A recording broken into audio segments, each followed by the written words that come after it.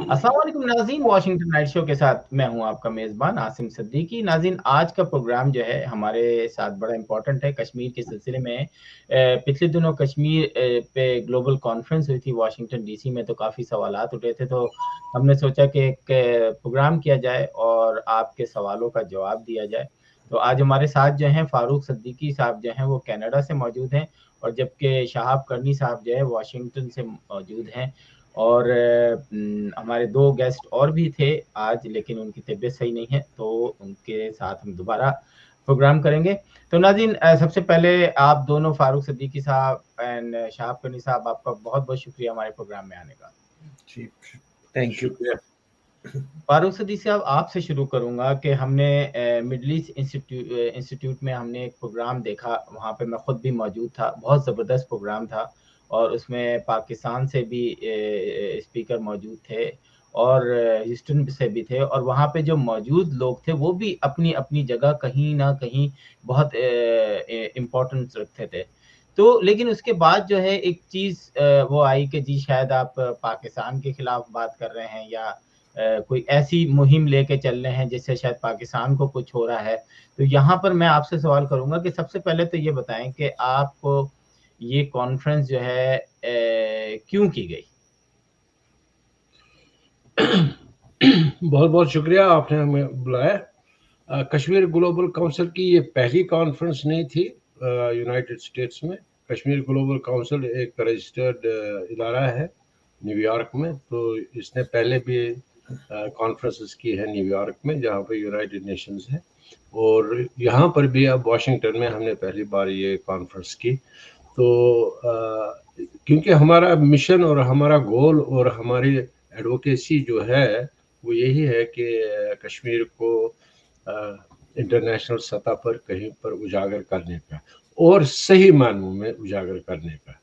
तो Kashmir global council का अगर आप देखेंगे, इसका मिशन और विजन यही है कि ये एक प्रो कश्मीरी ऑर्गेनाइजेशन और पॉलिटिकल एडवोकेसी करेगी, और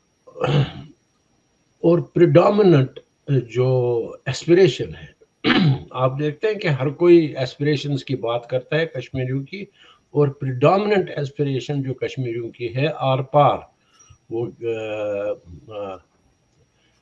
हिंदुस्तान के ज़ेर एहतमाम कश्मीर में हो, या पाकिस्तान के ज़ेर एहतमाम कश्मीर में हो, या गिलगित बल्तिस्तान जो इन्होंने जो अलग से एक एरिया रखा है, तो वहाँ पे हर जगह पे एक प्रिडोमिनेंट एस्पिरेशन है आज़ादी की। और आज़ादी का मतलब इंडिपेंडेंट कश्मीर है। आज़ादी का मतलब और कोई चीज़ नहीं है बल्कि इंडिपेंडेंट कश्मीर है। और इंडिपेंडेंट कश्मीर इसलिए है क्योंकि ये नैरेटिव हमारा पिछले 300 साल से चल रहा है। ये कोई 1947 से नहीं है, ये उससे पहले भी हमारा चल रहा है। तो उस नैरेटिव को आगे लाने के लिए हमने वाशिंगटन में ये कॉन्फ्रेंस की। मैं ज़िमनी इसमें अर्ज़ करना चाहता हूँ कि हमने अफसोस की बात यह है कि हिंदुस्तान और पाकिस्तान के अरबाब इक़्तिदार और उन लोगों को यही समझाया गया है कि भाई ये जो कश्मीर है ये हमारे बीच में एक टेरिटोरियल डिस्प्यूट है, और इस टेरिटोरियल डिस्प्यूट पे हमने जंगें की हैं, वो इलेक्शन लड़ जीतते हैं हारते हैं दोनों ममालिक, तो इसको इस्तेमाल करते हैं हर वक्त। लेकिन ये मसला टेरिटोरी इशू का नहीं है, बल्कि लोगों के एस्पिरेशंस को, जो उनकी आज़ादी को सल्ब किया गया है, तो उसको वापस लाने के लिए ये नैरेटिव हमने किया है। Basically this is the only narrative that Kashmiris have. तो इसको उजागर करने के लिए अच्छा, हमने एक कॉन्फ्रेंस की। ये बताएं कि जब वाशिंगटन में कोई भी चीज़ होती है तो वो थोड़ा-सा यहाँ से जो खबरें निकलती हैं वो दुनिया में फैलती हैं ज़्यादा तेज़ी से, और एक एक वो भी क्वेश्चन था, मैं शहाब करनी साहब से पूछूँगा कि ये मिडल ईस्ट इंस्टीट्यूट का ही इंतख़ाब क्यों किया गया?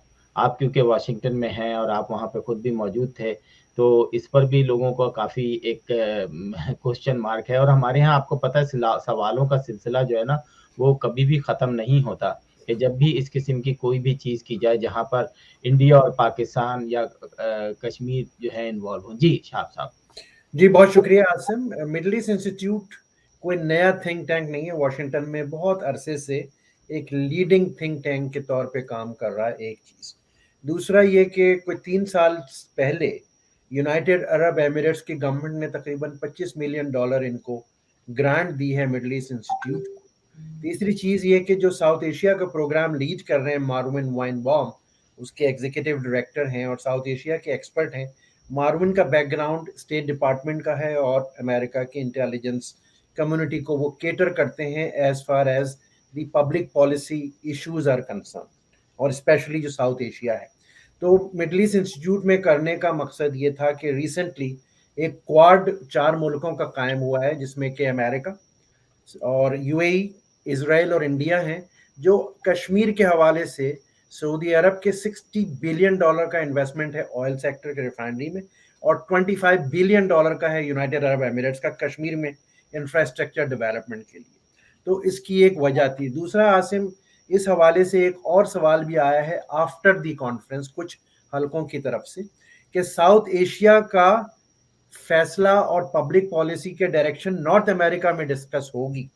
تو میں ان لوگوں کے لیے جو اس چیز کو کرٹیسائز کر رہے ہیں، امریکہ کا ایک بہت بڑا رول ہے. یونائٹڈ نیشن جو دنیا بھر کے کانفلکٹ ریزولوشن کے لیے کام کر رہی ہے پچھلے سیکنڈ ورلڈ وار کے بعد، اس کا جو ہیڈ کوارٹر ہے وہ بھی امریکہ میں نیو یارک میں ہے.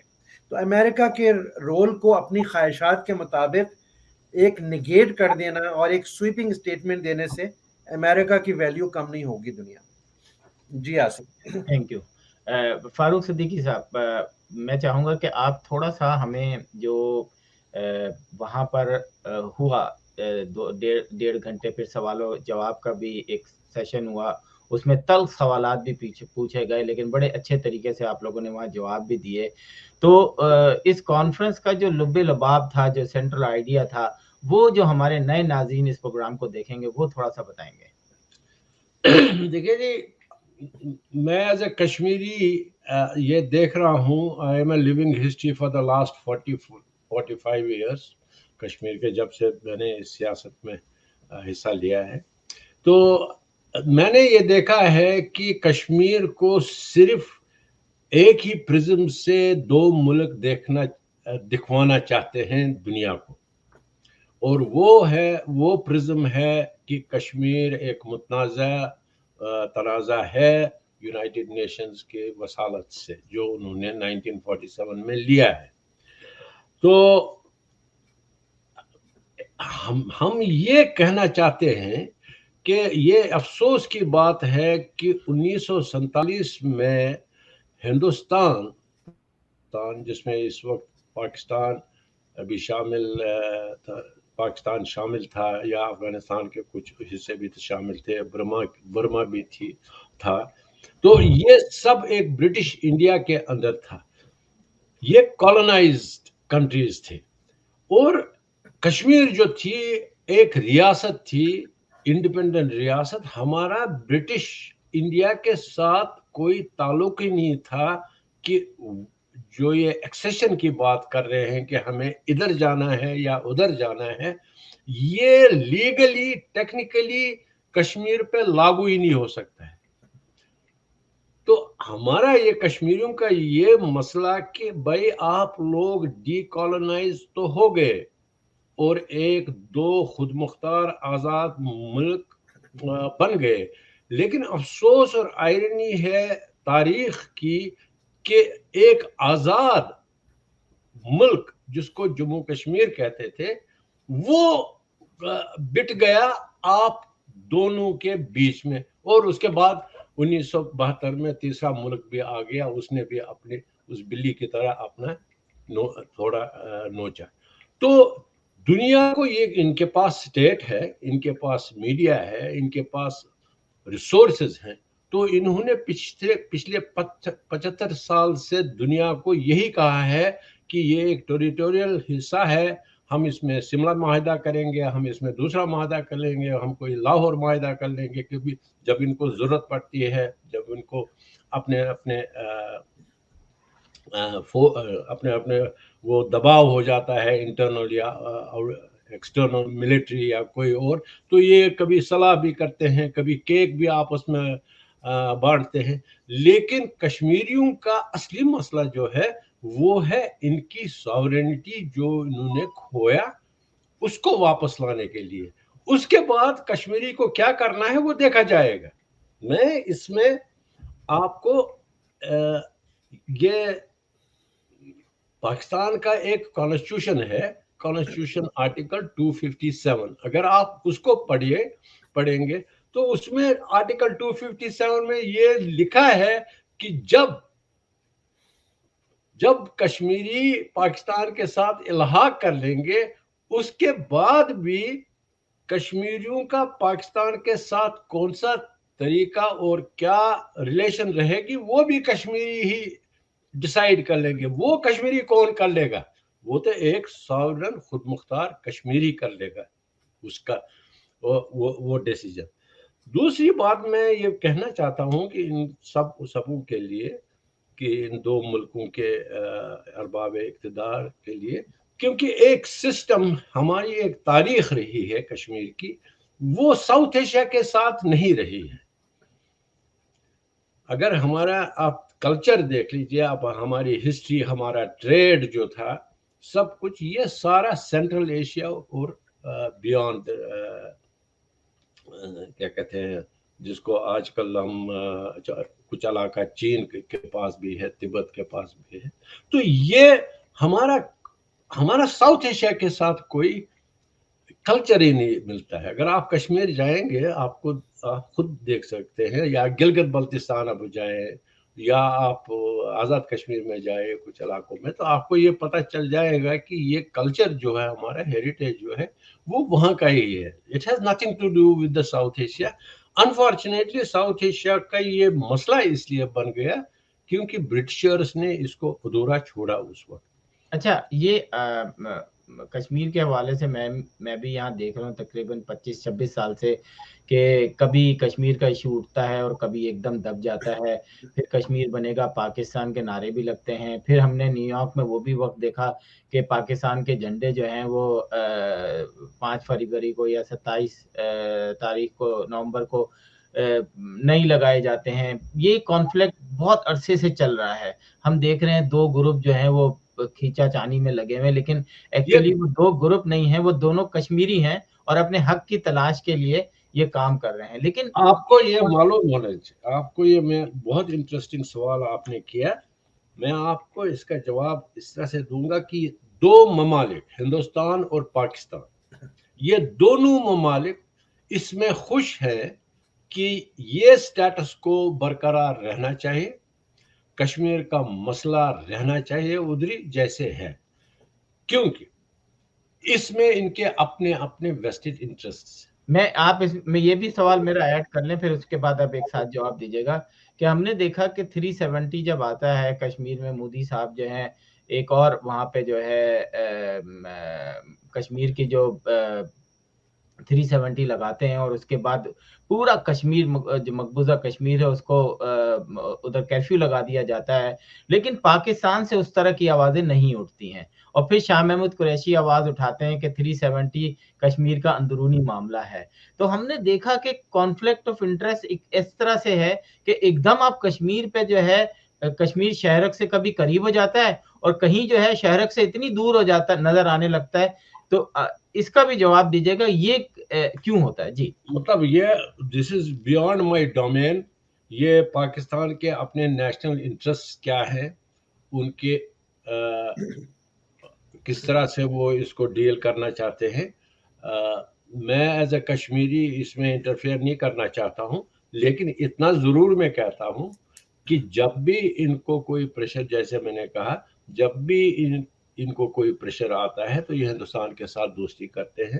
جب بھی ان کو کوئی اور پریشر آ جاتا ہے یہ دشمنی کرتے ہیں، وہ ادھر سے ہو یا ادھر سے ہو. مودی کو کل الیکشن لڑنا ہے تو وہ پاکستان کے خلاف بولے گا، ایکسپلائٹیشن ہو جائے گی تو مودی. اسی طرح سے اگر اگر بلاول بھٹو کو بھی سیاست میں آنا ہے تو وہ ملین مارچ کر لے گا انگلینڈ میں کشمیر کے نام پر، تو انٹروڈیوس ہو جائے گا. تو کشمیر کو ہندوستان اور پاکستان کے لوگوں نے نہیں، ارباب اقتدار نے ایسا رکھا ہے اپنی کیا کہتے ہیں وہ حکومت اور بنانے کے اپنی خواہشات پوری کر رہے ہیں. تو میرا اس میں یہی پہلے میں آپ کا یہ جو سوال تھا اس میں یہ کہنا چاہتا تھا کہ ہندوستان کشمیر کو Pakistan sponsored, Pakistan supported issue بنانا چاہتا ہے اور دنیا کو دکھانا چاہتا ہے کہ یہ کشمیری خود کچھ نہیں چاہتے ہیں، یہ پاکستان ان سے کروا اور پاکستان سپانسر کرتا ہے اس کو، اور یہ ریڈیکل اسلامک موومنٹ وہاں پر ہے. یہ ہندوستان کو چاہیے وہاں پر. پاکستان اس میں خوش ہے کہ ہندوستان یہ کہتا ہے کہ یہ ریڈیکل اسلامک موومنٹ ہے اور یہ پاکستان سپانسرڈ ہے. اس سے ان کے اپنی جو اسٹیٹڈ سٹینڈ ہے اس کو تقویت ملتی ہے. یہ بہت امپورٹنٹ چیز ہے کہ کشمیر کو ایک نیشنل ایشو سے ہٹا کر پچھلے 75 سال میں اس کو ایک کمیونل ایشو بنایا. نہ ہندوستان کے بٹوارے میں کشمیر کا کوئی ہاتھ تھا. اگر کشمیر کا کوئی ہاتھ ہوتا ٹو نیشن تھیوری میں تو آپ نے دیکھا ہوتا کہ کشمیر میں جو پنڈت تھے پھر وہ بھی ان کو بھی میسیکر کیا گیا ہوتا اگر یہ وہی بات تھی. بالکل آپ کو معلوم ہے کہ مسلم لیگ کشمیر میں کبھی نہیں. بالکل.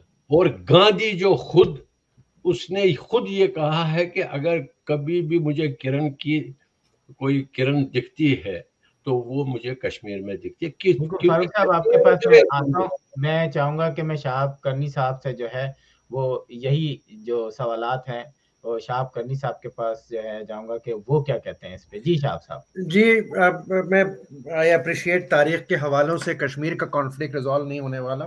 بہت تاریخ میں ہم لوگ چلے جاتے ہیں. جو آج کی جو کرنٹ افیئر ہے اس پہ ہم بات کریں اور اس میں سے اپنا حل نکالیں تو بہتر ہوگا. تو آپ نے بات کی ایکٹیویزم کی کشمیر کے اوپر، نیو یارک میں، واشنگٹن میں، یورپ میں. تو اس میں آپ کا یہ ایڈ کر دوں عاصم کہ جب یہ 370 کا ہوا ریزولوشن کا اور کشمیر کا واقعات، تو ایک زوم میٹنگ ہوئی کیونکہ کووڈ کی سچویشن تھی. تو اس میں جو ہمارے برسلز میں نام نہیں لوں گا، برسلز میں اور باقی نیو یارک میں، واشنگٹن میں اور کچھ اور کاؤنسل جنرل موجود تھے اس میٹنگ کے اندر. تو شکاگو سے ایک صاحب نے یہ سوال کیا کہ کیا بات ہے کہ کوئی ایکٹیویزم نظر نہیں آ رہا ڈپلومیٹس کے لیول کے اوپر. تو 3 کاؤنسل جنرل نے ایک بات کی. اگین وہ ایکٹیو کاؤنسل جنرل ہیں، میں ان کی نوکری کو جیپوٹائز نہیں کرنا چاہتا. انہوں نے کہا جی ہمارے پاس منسٹری آف فارن افیئر اور فارن منسٹر سے کوئی ڈائریکٹیو نہیں آئے کہ ہم نے کس ڈائریکشن میں لابی اور ایڈوکیسی کرنی ہے اس ایشو کے اوپر. تو میرا جواب یہ تھا کہ فارن منسٹر اور جو ہماری فارن منسٹری ہے وہ آپارا کی طرف دیکھ رہی ہے اور آپارا فریز ہو چکا ہے، آپارا بک چکا ہے کشمیر کے اوپر. یہ سب راحیل شریف اور یہ سب جو ہمارے جو پاکستان کے جرنیل جو ہم نے رینٹ کے اوپر دیے ہوئے ہیں مڈل ایسٹ کو، ان سب نے یہ ڈیل بنا چکے ہیں آلریڈی. تو ہمارا فارن افیئر، پرائم منسٹر سب فریز ہیں.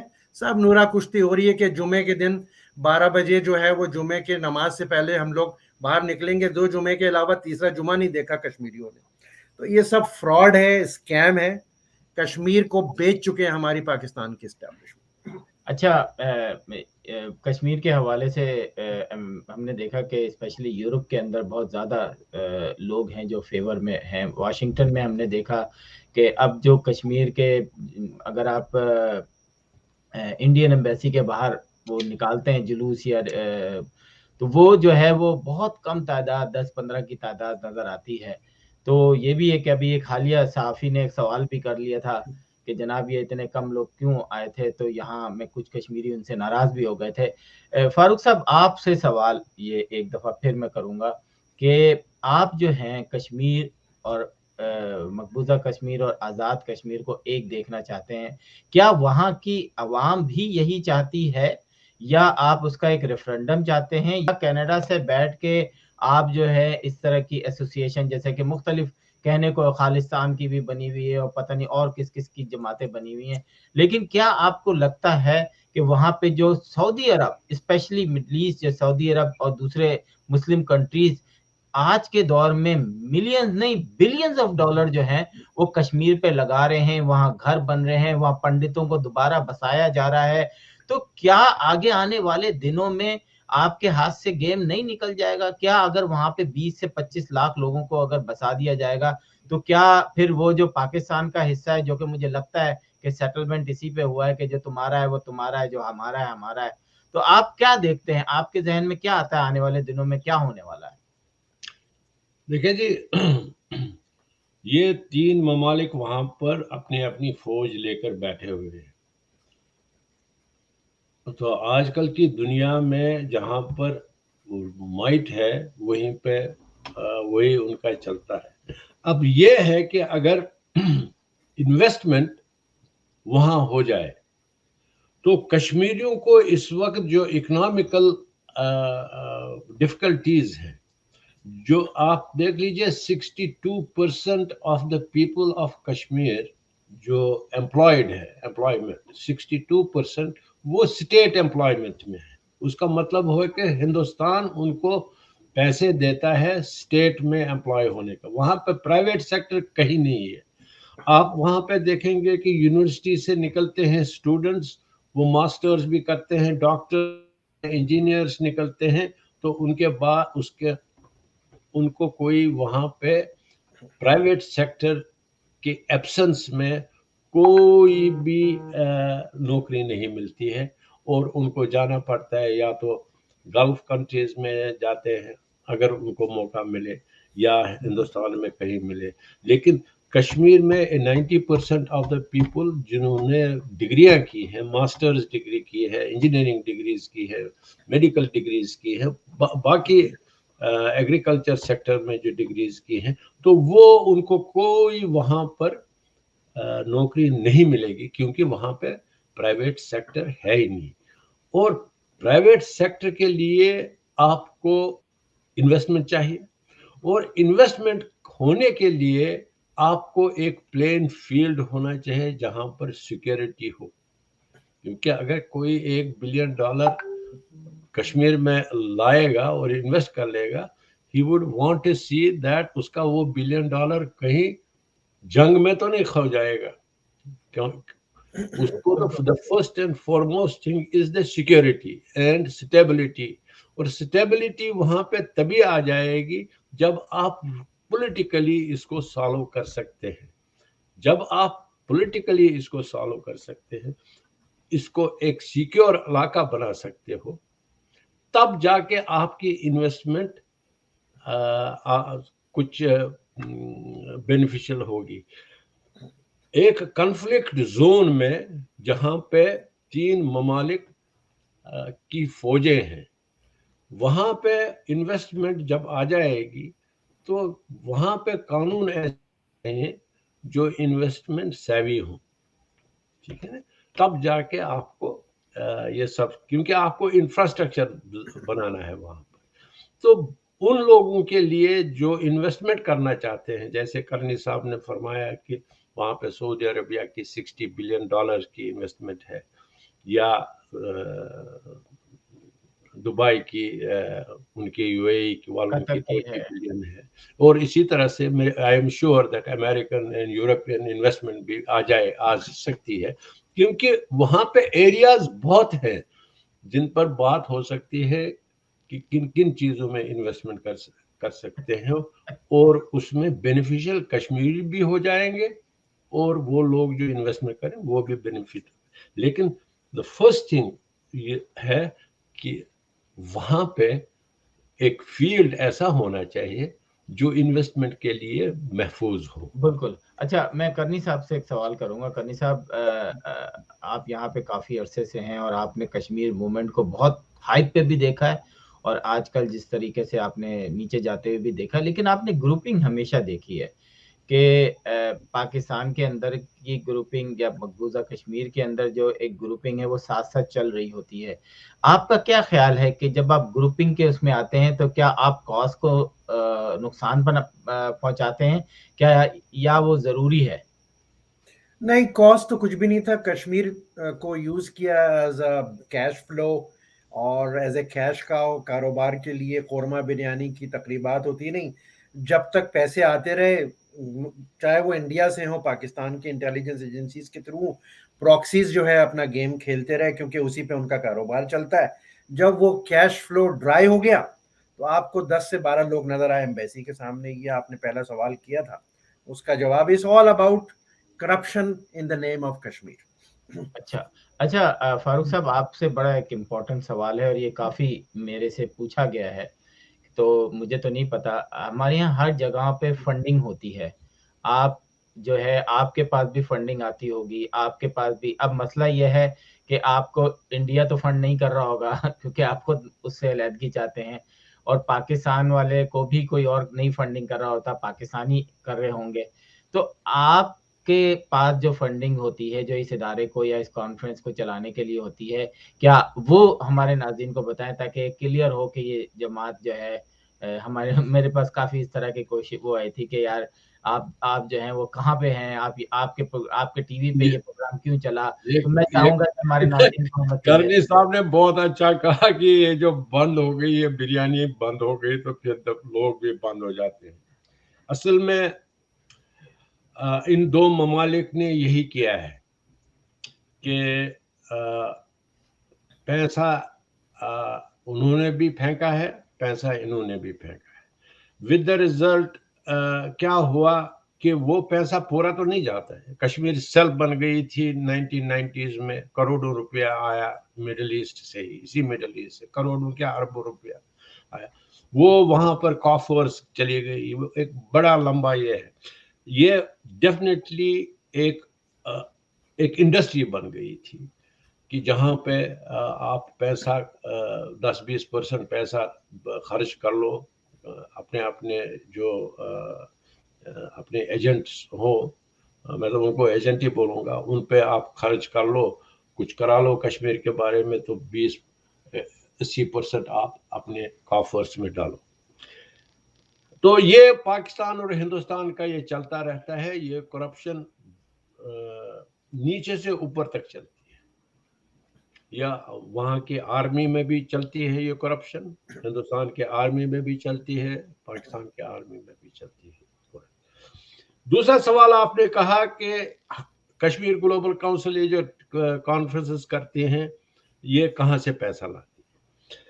ہم یونائٹڈ اسٹیٹس اور کینیڈا میں رہتے ہیں، اور آپ کو یہاں پر معلوم ہے کہ یہاں پر ہر ایک دہلی کا، ہر ایک پیسے کا آپ کو ٹیکس دینا پڑتا ہے. جہاں پر بھی آپ چھپا نہیں سکتے ہو. جہاں پہ ایسی کوئی چیز نہیں ہے کہ جہاں پر آپ یہ چھپا سکتے ہو کہ یہ پیسہ کہاں سے آیا. لانڈری سے اگر آیا ہوگا وہ بھی پتہ چل جائے گا. وہ تو ایف بی آئی کو بھی پتہ ہوگا، وہ یہاں کی کینیڈین گورنمنٹ CSIS جو ہے ان کو بھی پتہ ہوگا. آپ کے لیے میں یہ کہنا چاہتا ہوں کہ کشمیر گلوبل کونسل نے جو بھی پیسہ خرچ کیا ہے کانفرنسز میں، ٹریول میں، ہوٹلز میں، ٹریولز میں، یا کانفرنسز میں، یا لٹریچر میں، یہ سارا پیسہ کشمیر گلوبل کونسل کے بورڈ آف ڈائریکٹرز جو ہے انہوں نے یہ پیسہ دے دیا ہے. اپنی ڈونیشن ہر کوئی دیتا ہے اور وہی خرچ ہو جاتا ہے.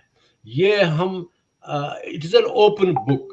ود یہ IRS کے پاس بھی اوپن بک ہو سکتی ہے، یہ کینیڈین ریونیو سروسز کے پاس بھی ایک. چلیں، آپ کا موقف آ گیا تو ناظرین بھی تھوڑا سا مطمئن ہو گئے ہوں گے. شہاب کنی صاحب، میں چاہوں گا کہ کلوزنگ ریمارکس آپ آج کے پروگرام کے اگر کچھ بھی آپ کے پاس ہو. جی Asim, thank you very much کہ آپ نے ہمیں ٹائم دیا تاکہ ہم اپنی آواز پہنچا سکیں. ایک لفظ ہے انڈیجنس کشمیریز، یا آپ کہہ لیجیے عام فہم آرگینک. مجھے اس پورے موومنٹ میں 74 سال میں ان انڈیجنس کشمیریز کی وائس نظر نہیں آتی، پراکسیز نظر آتے ہیں. ایک چیز. دوسرا جو ہے وہ آپ کے توسط سے ایک چھوٹی سی بات کروں گا کہ 74-75 سال میں سارے فارمولے ساری قراردادیں آزما کے دیکھ لیں. باٹم لائن ہے وہاں کے لوگ بچے جن کے خوابوں کو ہم 4 جنریشن سے توڑ رہے ہیں. تو پیس کو موقع دیجیے, اکنامک ڈیولپمنٹ کو موقع دیجیے. یہ ایک نیا فارمولہ ہے. نئی تاریخ بنائیے, پچھلی کو بھول جائے, بار بار ریپیٹ کرنے سے وہی حل آئے گا جو 75 سال میں نہیں آیا ہے. یہی کہنا چاہوں گا. تھینک یو فاروق صاحب. میں چاہوں گا کہ آپ closing remarks please. I will definitely endorse کرنی صاحب کہ اکنامک یہ زمانہ وہ زمانہ نہیں رہا ہے جہاں پہ آپ ٹیریٹریز کو کنٹرول کر کے پھر اس پہ حکومتیں کرو. آج کل کا زمانہ وہ ہے جہاں پر آپ کو اکنامیکل ڈیولپمنٹ لوگوں کے ذہنوں میں ہے. تو اکنامک ڈیولپمنٹ کے لیے ہمیشہ you should welcome wherever آپ کو کہیں سے مدد مل سکتی ہے about investment. اور in the end اگر کشمیری economically independent ہو جائیں گے, and that will help them in seeking independence politically also. So that is very important thing اگر کوئی انویسٹمنٹ کرنا چاہتا ہے کشمیر میں, کیونکہ وہاں پہ بہت سے ایریاز ہیں جہاں پہ انویسٹمنٹ ہو سکتی ہے اور لوگوں کی جو اکنامیکل ڈیولپمنٹ ہے وہ آگے چل سکتی ہے. And that will give eventually the political freedom and political independence of the people of Kashmir. Thank you so much. ناظرین, آج کا پروگرام بھی اسی لیے تھا. Capital TV Washington North America سے بغیر کسی انفلوئنس کے پروگرام کرتا ہے, اور ہم آپ کے سوالوں کے جوابات بھی اپنے مہمانوں سے پوچھتے ہیں. اور اگر آپ کو اور بھی کوئی سوال ہیں وہ آپ ہمیں بھیجیں, اور یقیناً ہم اگلا پروگرام جب اس حصے کا کریں گے تو ہم ان سوالوں کا جواب بھی جو ہے لیں گے. اور اگلا پروگرام ہماری کوشش ہوگی کہ ہم اور اس سے تھوڑا سا بڑا کریں اور لوگوں کو لے کر آئیں, کیونکہ کشمیر جو ہے وہ اب ایسی آواز بنتا جا رہا ہے کہ دنیا میں پتہ چل رہا ہے کہ کشمیر کے ساتھ ہو کیا رہا ہے. اور اس کی وجہ شاید جب کووڈ میں ہم گئے تو ہمیں پتہ چلا کہ جب ان کشمیریوں کے ساتھ جب ان کو بند کیا گیا گھروں میں بغیر انٹرنیٹ اور ٹی وی کی سہولیات کے بغیر, تو ان کے ساتھ کیا گزری ہوگی. تو یہ احساس جو ہے اب عام آدمی بھی سوچ رہا ہے, اور اس کے ساتھ ہی جو ان سے لوگ وابستہ ہیں جو کشمیری دوسرے ممالک میں رہتے ہیں وہ بھی اب یہ سوچ رہے ہیں کہ کشمیر جو ہے اس کو جو ہے الگ ملک بننا چاہیے, اور یہ کشمیری ڈیسائیڈ کریں گے کہ ان کو کیا کرنا چاہیے. تو اسی کے ساتھ ہی جو ہے میں آپ سب کا, فاروق صاحب آپ کا بہت بہت شکریہ, شہاب کرنی صاحب آپ کا بہت بہت شکریہ کہ آپ پروگرام میں آئے اور ہمارے سوالوں کے جواب دیے. ناظرین, اگلے پروگرام تک کے لیے عاصم صدیقی کو اجازت دیجیے. خدا حافظ.